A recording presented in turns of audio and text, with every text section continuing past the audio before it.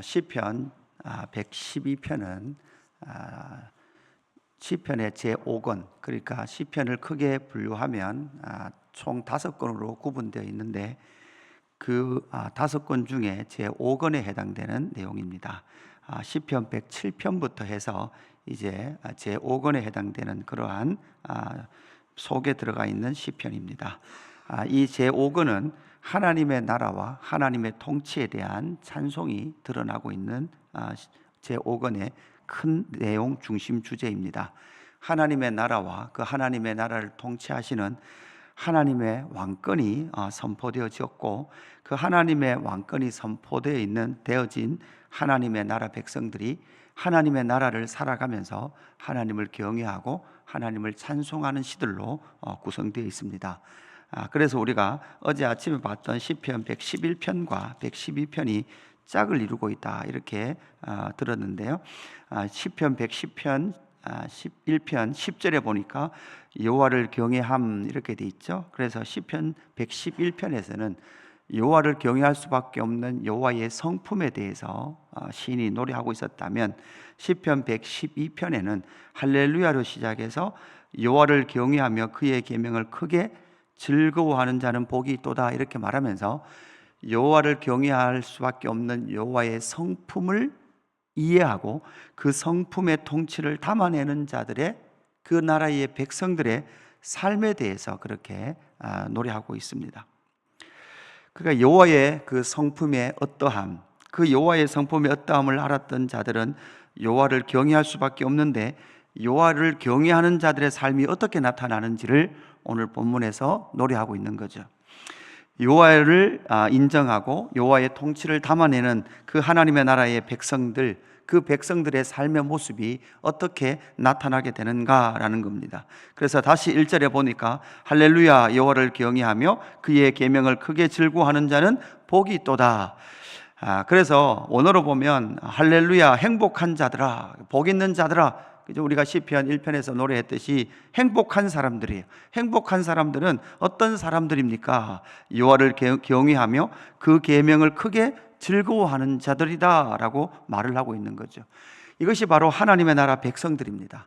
하나님께서 왕권을 가지고 통치하시는 그의 나라, 그리고 신약을 살아가는 성도인 우리는 그 보좌 우편에서 또한 통치하고 계시는 우리 주 예수 그리스도의 통치, 그 십자가와 부활, 승천하셔서 지금 보좌 우편에 앉아 계셔서 그의 교회를 통치하고 계시고, 그 교회의 성도된 저와 여러분이 그 행복한 마음과 행복한 은혜를 누리며 이 땅을 어떻게 살아갈 것인가 라는 것을 노래하고 있는 시가 오늘 112편의 시가 되게 된 내용이죠.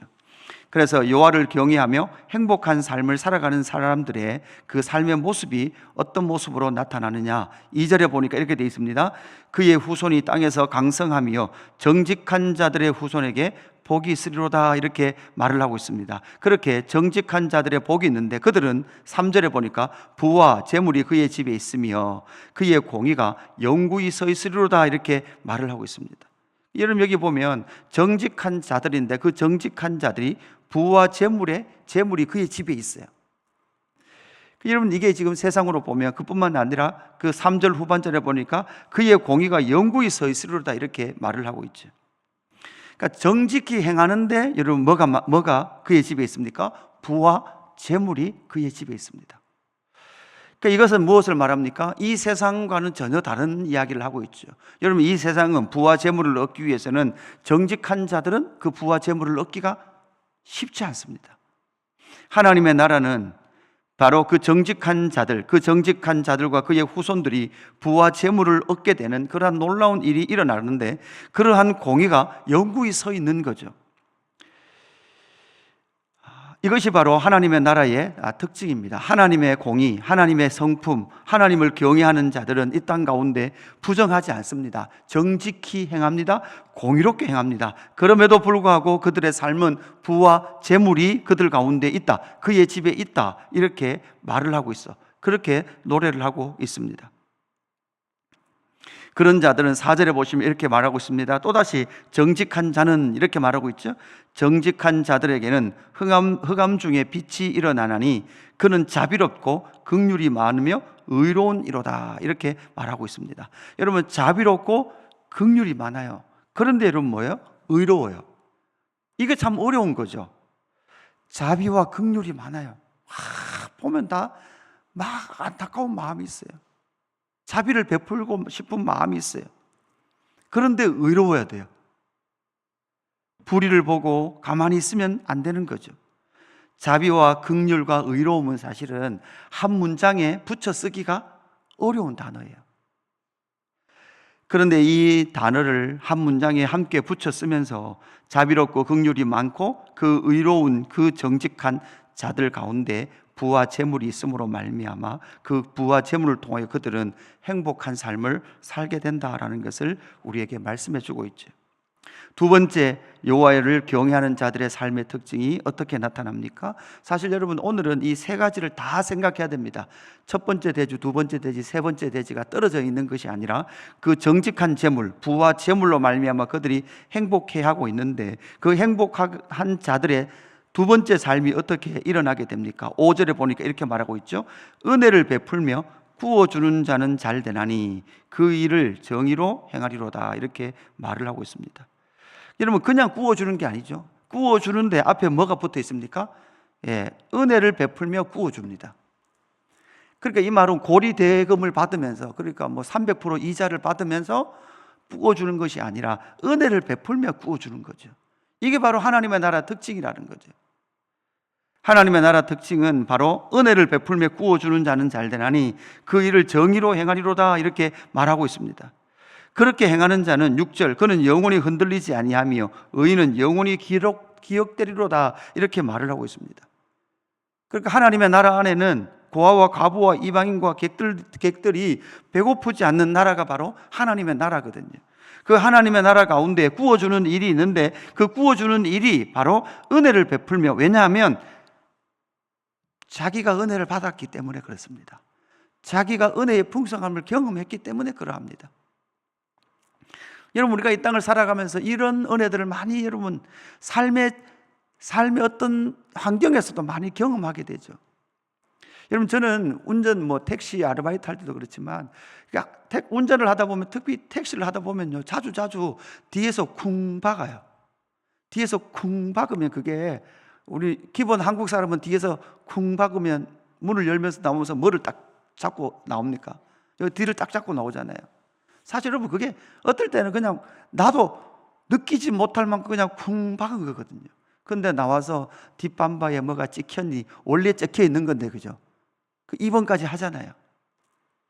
근데 살아보니까 그냥 쿵 했을 때 조심하십시오, 가십시오, 그러니까요. 저도 가다가 누군가를 살짝 쿵 박았는데 그 사람이 그러더라고요. 조심하십시오, 가십시오, 이렇게 말하더라고요. 내가 받았던 은혜, 사실 우리는 수많은 은혜를 받고 살았어요. 내가 그 수많은 은혜를, 하나님의 은혜를 받고 살았습니다.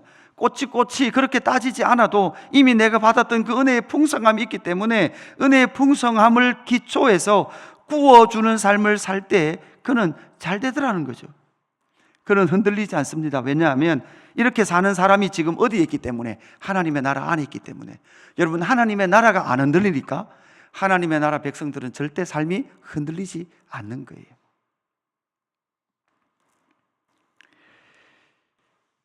세 번째는 어떻습니까? 세 번째는 9절 말씀이죠. 9절 더 적극적으로 나타납니다. 9절에 보니까 그가 재물을 흩어 빈궁한 자들에게 주었으니 그의 의가 영구히 있고 그의 뿔이 영광 중에 들리리로다. 그의 재물을 흩어서 빈궁한 자에게 나눠주기까지 나갑니다. 그런데 여러분, 오늘 이 112편에 이런 삶을 사는 자들이 부와 재물이 얼마 있는지는 안 나와요. 얼마만큼 있으면 행복하다는 게 안 나오죠. 뭐 집이 몇 채 있다고 나옵니까? 그죠? 통장에 잔고가 얼마 정도 있다는 게 나오지 않죠. 그러니까 정직하게 재물을 얻습니다. 공의를 행하며 정직하게 그 재물을 얻고 자비와 긍휼의 그 의로운 삶을 살아갑니다. 그리고 자기에게 주신 하나님의 은혜의 재물인 이것을 은혜를 베풀며 구워주는 삶을 살 뿐만 아니라 그 재물을 흩어 빈궁한 자를 돕기 시작합니다. 이것이 바로 하나님의 나라 백성들의 행복한 삶인데, 이 사람이 얼마나 많은 재물을 가지고 있느냐는 이 본문에서 나타나지 않는 거죠. 그가 얼마나 많은 것을 가지고 있는지가 나타나 있지 않은 그러한 이유, 여기서 보면 7절 말씀 보면 이런 말씀이 있습니다. 그는 흉한 소문을 두려워하지 아니하며 여호와를 의뢰하고 그의 마음을 굳게 정하였도다, 이렇게 말합니다. 흉한 소문은 어떤 소문일까요? 흉한 소문 때문에, 사실은 흉한 소문이 있기 때문에 많은 사람이 뭐 한다는 거예요? 두려워한다는 거예요. 그뿐만 아니라 10절 말씀 보십시오. 악인들은 이를 보고 한탄하여 이를 갈면서 소멸되리니 악인들의 욕망은 뭐 한다고요? 사라지리로다. 사실 여기서 악인이 누구냐는 거예요. 악인. 이런 의로운 삶을 사는 사람들이 있죠. 정직히 행하며 하나님께서 주신 부와 재물을 통하여 즐거워하고 기뻐하고 있습니다. 그뿐만 아니라 그 재물을 통하여 은혜를 베풀며 구워주는 삶을 살고 그의 재물을 흩어서 빈궁한 자를 돕는 삶으로까지 여호와를 경외하는 자들의 삶이 나타나기 시작해요. 이게 바로 하나님의 나라거든요. 그런데 이렇게 살아가는데 악인이 있어요. 악인. 그 악인들은 누굴까요? 다시 10절을 보십시오. 악인은 이를 보고 한탄하여 이를 갈면서 소멸되리니 악인들의 뭐가 사라진다고요? 욕망. 여러분, 사실 이 악인은 다른 것이 아니라 여러분 사실 우리 안에 있는 뭘까요? 욕망이에요. 그 욕망이 여러분 어떻게 우리를 만들어 가는가 하면 7절 보십시오. 7절. 그 욕망은 흉한 소문을 내어 두려워하도록 만들어요. 내가 이렇게 흩어 이웃을 도우면 너 가난해질 거야. 그죠? 옆에 사람들 봐라. 그렇게 살지 않아. 너가 지금 나눠줄 게 어딨냐? 네 앞가림이나 해라. 좀 더 벌고 좀 더 너가 소유할 때 그러한 삶을 살아라. 그렇지 않으면 너의 미래가 두려울 거야. 라고 끊임없이 흉한 소문을 만들어내고 우리를 두려움 가운데 휩싸이도록 만드는 거죠. 그러나 7절에 보십시오. 7절 후반절에 보니까 여호와를 의뢰하고 그의 마음을 굳게 정하였죠. 그러니까 의인은 여호와를 의뢰하고 그의 마음을 굳건하게 정하여 살아가는데 이 욕망이 끊임없이 여호와를 의뢰하지 못하도록 만들어요.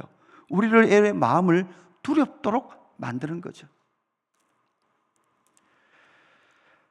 오늘 이 시편 112편 말씀을 우리가 다시 한 번 더 묵상하면서 여러분, 구약의 이 말씀이 오늘을 살아가고 있는, 그죠? 정말 이 재정이, 돈이 최고가 되어버린 이 세상을 살아가고 있는 오늘의 우리의 삶을, 그리고 특별히 하나님의 나라 백성인 우리의 재정에 대한 태도를 너무나 정확하게 하나님의 나라 백성들의 삶, 그 행복한 삶이 어떤지를 우리에게 정확하게 알려주고 있는 본문이라는 거죠. 오늘 말씀을 정리하면서 여러분 안에 있는 두려움은 무엇입니까? 여러분을 두렵게 하고 있는 것은 무엇입니까? 특별히 경제적인 영역, 재정적 영역에서 우리를 두렵게 하는 것은 바로 욕망이라는 사실을 기억하시고 하나님의 나라 백성들로서 이 땅 가운데 행복한 삶을 살기 위하여서 정말 우리가 재정에 대한 부분들, 이 부분들의 어떠함들을 이 말씀을 통하여 확정하고 요 앞에 나가는 저와 여러분의 삶이 되기를 주님의 이름으로 축복합니다. 아버지 하나님, 감사합니다. 여호와를 경외하며 그의 계명을 즐거워하는 자들은 행복하다라고 말씀하셨습니다. 하나님, 정직한 부와 재물, 그리고 그 정직한 부와 재물을 은혜를 베풀며 구워주고 또한 그 재물을 흩어 빈궁한 자를 돌보는 그러한 삶으로 살아갈 수 있도록 성령 하나님 역사하여 주시옵소서. 우리는 은혜를 받았습니다. 은혜를 받아서 이미 이렇게 부유한 삶을 살고 있습니다. 하나님, 이웃을 돌아보게 하시고 하나님은 이웃을 돌아봄을 통하여서 하나님의 나라가 우리의 심령과 이 땅 가운데 하나님의 나라의 사람들을 통하여 하나님의 거룩한 백성들을 통하여 하나님의 나라 통치가 이 세상 나라를 덮을 수 있도록 역사하여 주옵소서. 하나님, 그 삶을 살아가기에 때로는 두려운 마음들이 우리를 덮어옵니다. 대적들의 도전들이 있습니다. 하나님, 욕망이라는 그 대적이 우리를 사로잡아 올 때마다 하나님을 향한, 하나님을 의뢰하고 우리의 마음이 하나님을 향하여 굳건하게 설 수 있도록 인도하여 주옵소서. 감사함을 드리며 구주 예수 그리스도 이름으로 기도드리옵나이다. 아멘.